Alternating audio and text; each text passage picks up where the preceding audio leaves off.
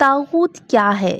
سید مودودی رحمۃ اللہ علیہ بتاتے ہیں، طاغوت لغت کے اعتبار سے ہر اس شخص کو کہا جائے گا جو اپنی جائز حد سے تجاوز کر گیا ہو۔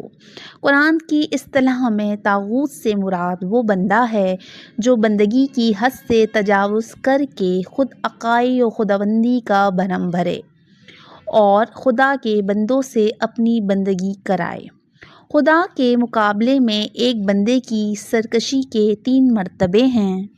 پہلا مرتبہ یہ ہے کہ بندہ اصولاً اس کی فرمانبرداری ہی کو حق مانے مگر عملاً اس کے احکام کی خلاف ورزی کرے، اس کا نام فسق ہے۔